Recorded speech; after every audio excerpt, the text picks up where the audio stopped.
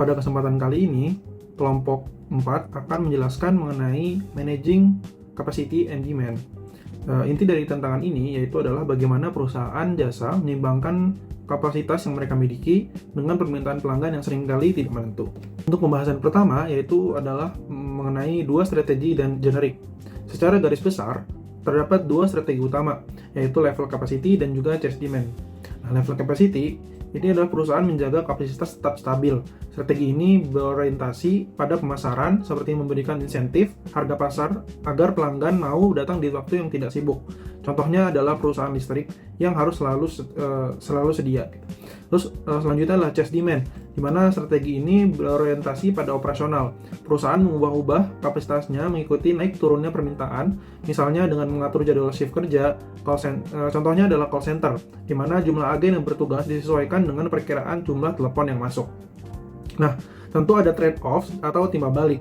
Level capacity biasanya memberikan kondisi kerja yang lebih menyenangkan bagi karyawan, tapi mungkin membuat pelanggan harus menunggu lebih lama. Sebaliknya, chase demand memaksimalkan utilisasi karyawan, namun suasananya bisa sangat sibuk dan melelahkan.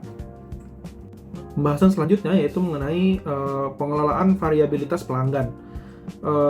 Tantangan terbesar muncul karena pelanggan itu unik gitu. Nah, di Frances Frey menjelaskan ada 5 sumber variabilitas dari pelanggan, yaitu ada arrival atau kedatangan, di mana pelanggan tidak datang secara merata. Lalu capability atau kemampuan, di mana ada pelanggan yang paham teknologi dan ada juga yang butuh pemahaman lebih. Selanjutnya ada request atau permintaan, di mana setiap orang menginginkan hal berbeda. Lalu ada effort atau usaha, yaitu gimana tergantung bagaimana seberapa besar peran yang mau diambil oleh pelanggan.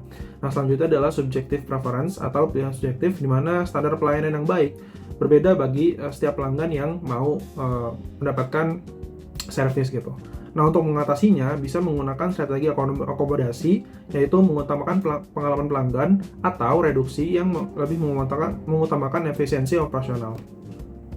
Pembahasan selanjutnya yaitu mengenai segmenting demand. Permintaan terhadap satu layanan jarang berasal dari sumber yang seragam. Nah, permintaan itu seringkali dibagi menjadi kedatangan acak dan kedatangan terjadwal. Nah, di sini terdapat studi kasus yang mengambil dari contohnya pada klinik yaitu atau jadwal temu dokter gitu. Nah, ini tuh dinamakan smoothing demand. Biasanya jumlah pasien yang datang itu langsung walk-in, yang datang langsung atau walk-in itu paling tinggi di hari Senin datangnya. Nah, karena kunjungan langsung sulit dikontrol, klinik tersebut menggunakan sistem janji temu atau appointments dengan menjadwalkan pasien janji temu di hari yang biasanya sepi, seperti Kamis sampai Jumat. Nah, grafik permintaan jadi lebih rata atau halus. Nah, hasilnya, jumlah pasien yang ditangani naik 13,4%, jam kerja dokter justru berkurang jadi 5,1%, dan yang paling penting, moral para dokter meningkat karena beban kerja lebih teratur. Baik, selanjutnya kita akan membahas offering price incentive. Nah, offering price incentive ini merupakan strategi yang digunakan perusahaan jasa untuk mengatur pola permintaan dengan memberikan harga yang berbeda pada waktu tertentu. Nah, strategi ini dilakukan karena permintaan pelanggan biasanya tidak terlalu stabil. Pada waktu tertentu, permintaan bisa sangat tinggi, sedangkan pada waktu lain kapasitas layanan justru banyak yang tidak terpakai. Dengan memberikan insentif harga, perusahaan dapat mendorong pelanggan menggunakan layanan pada periode lebih sepi sehingga utilisasi kapasitas menjadi lebih merata. Beberapa contoh strategi ini adalah tarif telepon jarak jauh yang lebih murah pada malam hari dan akhir pekan, harga tiket bioskop yang lebih murah sebelum jam tertentu, tarif hotel yang rendah pada saat off-season, serta peak load. Semua contoh tersebut menunjukkan bahwa harga digunakan sebagai alat untuk memindahkan permintaan dari periode sibuk ke periode yang lebih rapi. Nah, selanjutnya ada differential pricing.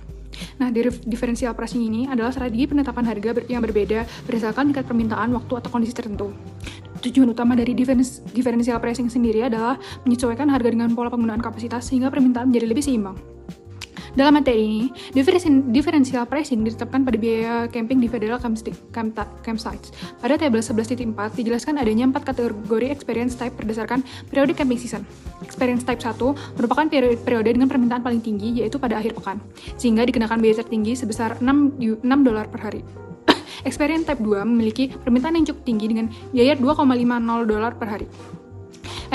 Experience Type 3 berada pada periode yang lebih sepi, sementara itu Experience Type 4 digratiskan karena berada pada periode dengan permintaan yang sangat rendah.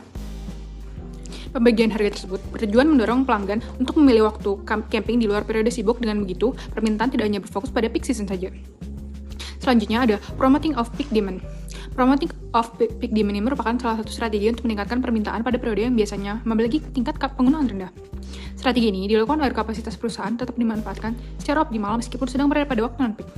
Contohnya adalah resort yang digunakan sebagai lokasi retreat perusahaan saat off-season atau resort ski yang dimanfaatkan untuk aktivitas lain pada musim panas. Selain itu, supermarket juga sering memberikan promo tertentu pada hari kerja untuk menarik pelanggan pada saat waktu yang sepi. Nah, selanjutnya ada developing complementary service. Developing complementary service dilakukan dengan menambahkan layanan pendukung yang dapat meningkatkan kenyamanan pelanggan sekaligus memanfaatkan waktu tunggu. Strategi ini tidak hanya membantu meningkatkan kepuasan pelanggan tetapi juga menciptakan sumber pendapatan tambahan bagi perusahaan. Contohnya, restoran yang menyediakan lounge atau bar untuk pelanggan yang sedang menunggu meja kosong. Bioskop juga tidak hanya menjual tiket film tetapi menyediakan popcorn, minuman hingga area permainan untuk mengisi waktu sebelum film dimulai. Strategi ini membuat pelanggan tetap merasa nyaman meskipun harus menunggu waktu di layanan utama. Selanjutnya ada reservation system overbooking. Nah, reservation system overbooking ini digunakan perusahaan jasa untuk mengatur permintaan melalui sistem pemesanan terlebih dahulu. Dengan adanya reservasi, perusahaan dapat memperkirakan kapasitas yang dibutuhkan dan mengurangi ketidakpastian sistem. Sistem ini banyak digunakan pada hotel, maskapai, penerbangan, dan restoran. Namun, pada praktiknya sering terjadi no-show, yaitu pelanggan yang sudah melakukan reservasi tetap tidak datang. Kondisi ini menyebabkan kapasitas layanan menjadi kosong dan perusahaan kehilangan potensi pendapatan. Untuk mengatasi masalah tersebut, perusahaan menerapkan overbooking, yaitu menerima reservasi melebihi kapasitas yang tersedia. Selanjutnya saya mau menjelaskan definisi dari service capacity. Jadi kapasitas jasa adalah kemampuan suatu perusahaan dalam memberikan layanannya kepada pelanggan dalam waktu tertentu. Yang mana kapasitas ini dapat berupa jumlah transaksi, jumlah pelanggan yang dilayani, atau fasilitas yang tersedia seperti kamar hotel atau kursi pesawat. Berbeda dengan manufaktur, kapasitas jasa lebih dipengaruhi oleh tenaga kerja dan perubahan permintaan pelanggan. Karena permintaan jasa sering berubah-ubah, yang mana perusahaan harus mampu menyesuaikan kapasitas agar pelayanan tetap lancar dan efisien. Materi selanjutnya, daily workship scheduling. Jadi daily workship scheduling ini adalah proses menyusun jadwal kerja harian sesuai tingkat permintaan dari pelanggan. Perusahaan terlebih dahulu memperkirakan jumlah permintaan pada jam tertentu lalu menentukan jumlah pekerja yang dibutuhkan di tempat kerja tersebut. Setelah itu jadwal shift dibuat agar jumlah tenaga kerja sesuai dengan kebutuhan dari layanan. Tujuan utamanya adalah menjaga kualitas pelayanan sekaligus mengurangi pemborosan dari tenaga kerja. Selanjutnya penjadwalan shift mingguan dengan batasan hari libur. Jadi penjadwalan shift mingguan ini dilakukan untuk mengatur hari kerja dan hari libur karyawan, terutama pada perusahaan yang beroperasi 24 jam. Umumnya karyawan itu kan bekerja 5 hari dan mendapatkan 2 hari libur berturut-turut dalam seminggu. Nah, ini perusahaan menggunakan metode tertentu seperti integer linear programming untuk menentukan jumlah pekerja minimum yang tetap mampu memenuhi kebutuhan tenaga kerja setiap hari secara efisien. Materi selanjutnya, increasing customer participation. Jadi strategi ini itu melibatkan pelanggan secara langsung dalam proses pelayanan. Contohnya adalah ATM, self check-in bandara, dan restoran self-service seperti kayak kalau ke McD gitu. Dengan melibatkan pelanggan, perusahaan ini dapat mengurangi biaya tenaga kerja dan mempercepat pelayanan. Nah, biaya tenaga kerja dan mempercepat layanan tadi itu memiliki resiko jika pelanggan tidak memahami cara penggunaan layanan dengan baik. Materi selanjutnya, creating adjustable capacity. Nah, jadi ini adalah strategi yang dimana membuat kapasitas layanan itu lebih fleksibel agar dapat menyesuaikan perubahan permintaan pelanggan. Contohnya, maskapai yang mengatur jumlah kursi kelas bisnis dan ekonomi atau karyawan yang dilatih untuk mengerjakan berbagai tugas. Yang mana strategi ini membantu perusahaan untuk meningkatkan efisiensi dan merespons perubahan permintaan dengan lebih cepat. Gitu. Pembahasan berikutnya adalah sharing capacity. Strategi pertama dalam mengelola kapasitas adalah sharing capacity atau berbagi kapasitas. Dalam manajemen operasi jasa, kapasitas itu seringkali bersifat kaku dan memiliki biaya yang tetap dan tinggi. Salah satu cara yang paling efektif untuk mengoptimalkan sumber daya adalah dengan berbagi fasilitas atau peralatan dengan organisasi lain atau antar departemen di dalam satu organisasi. Konsep ini didasarkan pada fakta bahwa puncak permintaan atau peak demand itu tidak selalu terjadi di waktu yang sama bagi setiap entitas. Sebagai contoh dalam buku Fitzsimmons, maskapai penerbangan itu seringkali berbagi gerbang atau gates atau fasilitas penanganan bagasi di bandara. Dengan berbagi, perusahaan dapat meminimalkan investasi pada aset yang mungkin hanya digunakan beberapa jam saja dalam sehari. Hal ini mengubah sebagian biaya tetap menjadi biaya variabel dan mencegah adanya kapasitas yang menganggur atau idle capacity. Lalu selanjutnya adalah cross-training employee. Cross-training employee atau pelatihan silang karyawan adalah strategi untuk menciptakan fleksibilitas tenaga kerja. Personel itu dilatih untuk memiliki keterampilan di lebih dari satu bidang tugas. Keunggulan utama dari strategi ini adalah kemampuan organisasi untuk memindahkan staf secara dinamis ke area yang sedang mengalami hambatan atau bottleneck. Sebagai contoh, pada sebuah toko serbaan guna, karyawan itu yang biasanya bertugas melakukan restock barang di rak itu dapat segera dipindahkan ke meja kasir apabila antrean pelanggan itu mulai memanjang. Ini adalah bentuk sistem tarik atau pull system di mana tenaga kerja itu mengalir ke tempat yang paling membutuhkan kapasitas saat itu juga. Strategi ini tidak hanya meningkatkan produktivitas, tetapi juga mengurangi kebosanan karyawan karena adanya variasi tugas. Lalu strategi ketiga adalah using part-time employee atau penggunaan karyawan paruh waktu. Karyawan paruh waktu itu sangat krusial bagi bisnis jasa yang memiliki pola permintaan yang sangat berfluktuasi namun dapat diprediksi, seperti restoran saat jam makan siang atau bank pada hari gajian. Penggunaan tenaga kerja paruh waktu atau part-timer itu memungkinkan manajer untuk menyesuaikan kapasitas secara presisi sesuai dengan kurva permintaan. Secara ekonomi, strategi ini menguntungkan karena perusahaan hanya membayar untuk jam kerja produktif tanpa harus memberikan paket tunjangan penuh atau full salary seperti pada karyawan tetap. Namun, tantangan manajerialnya itu terletak pada menjaga konsistensi kualitas layanan dan tingkat ketertarikan atau engagement karyawan paruh waktu agar tetap setara dengan standar organisasi.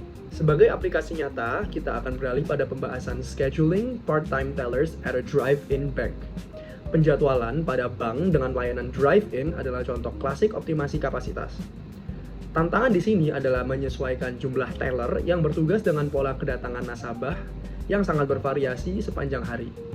Bank biasanya menggunakan model simulasi atau teknik optimasi penjadwalan untuk menentukan jumlah personel minimum yang dibutuhkan untuk menjaga standar waktu tunggu. Misalnya, nasabah itu tidak boleh mengantri lebih dari 3 menit. Dengan mengkombinasikan staf inti tetap dan staf paruh waktu part-time yang masuk hanya pada jam sibuk, misalnya pukul 11 siang hingga jam 2 siang, itu bank dapat mencapai efisiensi biaya yang tinggi tanpa mengorbankan tingkat kepuasan nasabah di jalur drive-in. Yang nomor 1 yaitu assume that you are the assistant to the manager for operation of the FAA. Use the technique of worksheet scheduling to analyze the total workforce recruitment and day off schedule. Nah, berdasarkan figur 11-14, permintaan operasi penerbangan Gateway International Airport itu berubah setiap jam. Aktivitas yang paling rendah terjadi di dini hari, sedangkan puncak aktivitas tertinggi terjadi sekitar pukul 6 hingga jam 20. Dengan total operasi mencapai 36 operasi. Karena rasio maksimum adalah 16 operasi per counter, maka pada jam sibuk dibutuhkan minimal 4 controller. Dengan primary analysis, digunakan 3 shift kerja masing-masing 8 jam tanpa overlap. Shift sore dan malam akan membutuhkan lebih banyak controller karena permintaannya lebih tinggi, sedangkan shift dini hari cenderung memiliki idle capacity akibat rendahnya jumlah operasi. Nah, di figur 11-15 juga menunjukkan variasi permintaan mingguan. Hari Jumat memiliki demand tertinggi yaitu 12%, sedangkan minggu terendah yaitu minus 20%. Oleh karena itu, kebutuhan tenaga kerja juga harus disesuaikan dengan pola permintaan harian dan mingguan agar kapasitas layanan tetap efisien. Oke, selanjutnya saya mau menjawab pertanyaan kasus nomor 2. Jadi, jika asumsi A dan B itu dilonggarkan, maka jadwal kerja ATC menjadi lebih fleksibel karena shift dapat dibuat berdasarkan kebutuhan per jam dan dapat saling overlap. Dengan cara ini, jumlah petugas itu dapat disesuaikan langsung dengan tingkat aktivitas penerbangan pada saat itu. Nah, sedangkan pada jam sibuk, bandara itu dapat menambah petugas ATC, sedangkan pada jam sepi jumlah petugas itu dapat dikurangi. Yang mana hal ini membuat penggunaan tenaga kerja lebih efisien dan mengurangi kelebihan staf yang biasanya terjadi pada sistem 3 shift yang tetap seperti itu. Namun sistem ini juga membuat penyusunan jadwal menjadi lebih rumit karena perusahaan itu harus tetap memperhatikan waktu istirahat, hari libur, dan pembagian kerja yang adil secara keseluruhan untuk karyawan-karyawannya. Dan sistem shift fleksibel ini dapat meningkatkan efisiensi tenaga kerja, tetapi membutuhkan pengelolaan jadwal yang lebih kompleks. Selanjutnya, saya akan menjawab pertanyaan nomor 3 dari kasus Gateway International Airport, yaitu do you feel this would result in a larger or smaller degree or difficulty in meeting the 4 general constraints and why? Pertanyaan ini merujuk pada skenario di pertanyaan sebelumnya, yaitu ketika analisis tidak lagi menggunakan asumsi-asumsi primer, melainkan menganalisis kebutuhan tenaga kerja berdasarkan permintaan per jam secara individual, di mana setiap posisi ATC bisa memiliki shift-nya sendiri dan shift-shift tersebut boleh saling tumpang tindih atau overlapping.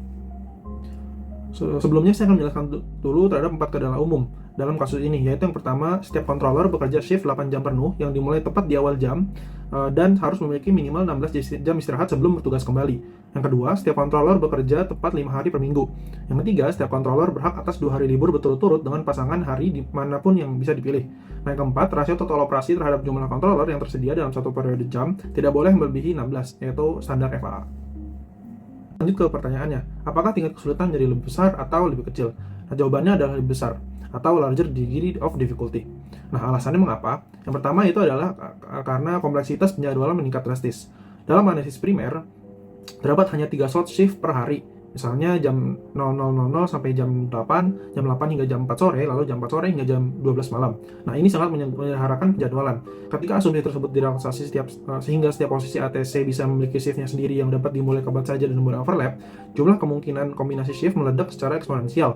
Satu shift bisa dimulai pada pukul 7, yang lainnya pukul 9.30, dan seterusnya. Ini membuat penjadwalan jauh lebih sulit untuk dioptimalkan.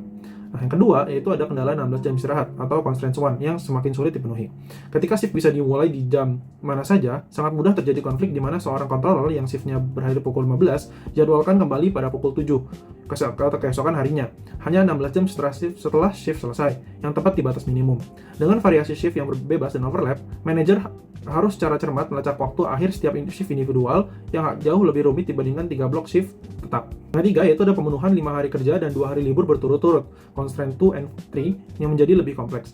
Ketika shift setiap controller dapat bervariasi panjang dan waktunya dari hari ke hari, meski tetap 8 jam, mengatur agar 2 hari libur berturut-turut tetap terpenuhi sambil memastikan distribusi demand per jam tercukupi setiap saat menjadi masalah optimasi yang jauh lebih rumit. Dalam sistem shift tetap, pola rotasi dapat distandarisasi. Dalam sistem overlap, setiap controller membutuhkan jadwal unik dan sulit yang distandarisasi. Lalu, kendala rasio operasi atau controller. Ini sulit untuk dipenuhi secara efisien. Dalam analisis berbasis shift per jam dan overlap, memang secara teoritis lebih mudah memenuhi rasio karena jumlah controller bisa dicocokkan lebih presisi dengan lonjakan demand per jam. Misalnya puncak di pukul jam 7 hingga jam 9 dan jam 3 sore hingga jam 6 sore berdasarkan figur 11-14. Namun justru disinilah paradoksnya. Mematuhi constraint ini secara tepat per jam justru menciptakan konflik dengan constraint 1, 2, dan 3. Karena untuk memenuhi rasio di jam-jam sibuk, kita perlu lebih banyak controller aktif, namun menambah controller di satu slot berarti harus memastikan mereka tidak melanggar ketentuan istirahat, hari kerja, dan hari libur mereka. Nah, yang kelima itu adanya kebutuhan tenaga kerja berpotensi lebih besar. Dengan analisis berbasis per jam plus overlap, mungkin diperlukan lebih banyak controller karena shift yang lebih custom dan terfragmentasi akan menghasilkan lebih banyak slack atau idle time yang secara keseluruhan. Artinya, untuk selalu memenuhi constraint rasio FAA, total headcount yang dibutuhkan bisa lebih tinggi dari skenario 3 shift tetap. Pertanyaan selanjutnya adalah, what suggestions do you have for improving the check-in process at Gatwick International Airport? And how would these changes affect at the capacity of the system? Jadi, berdasarkan prinsip manajemen operasi jasa, ada beberapa saran strategis dan dampaknya. Yang pertama adalah implementasi kios mandiri dan mobile check-in atau co-production. Saran utama adalah mengalihkan beban kerja administratif dari staf kepada penumpang melalui teknologi dan lain-lain. Dengan meningkatkan partisipasi pelanggan atau co-production, waktu transaksi per penumpang di kontrol fisik akan berkurang drastis. Dampaknya terhadap kapasitas adalah peningkatan throughput atau jumlah penumpang yang dapat dilayani per jam tanpa harus menambah jumlah personal. Yang kedua adalah strategi differentiated service lines atau lini layanan terpisah. Disarankan untuk memisahkan antara penumpang yang hanya membawa bagasi kabin dengan penumpang yang perlu mendaftarkan bagasi besar. Lini khusus bag drop akan memproses penumpang jauh lebih cepat. Dampaknya adalah mengurangi variasi waktu pelayanan yang secara statistik akan menurunkan rata-rata waktu antrean di seluruh sistem. Strategi ketiga ada dynamic staffing melalui cross-training. Personel di area informasi atau gerbang keamanan harus dilatih untuk membantu di area check-in saat terjadi penumpukan penumpang yang tidak terduga. Dampaknya adalah sistem menjadi lebih tangguh atau robust terhadap lonjakan permintaan mendadak, sehingga kapasitas sistem bersifat elastis. Jadi yang dapat saya simpulkan adalah perbaikan proses ini tidak hanya meningkatkan kapasitas fisik bandara secara teoritis, tapi juga meningkatkan kualitas jasa dengan mengurangi kecemasan penumpang akibat ketidakpastian waktu tunggu di area check-in.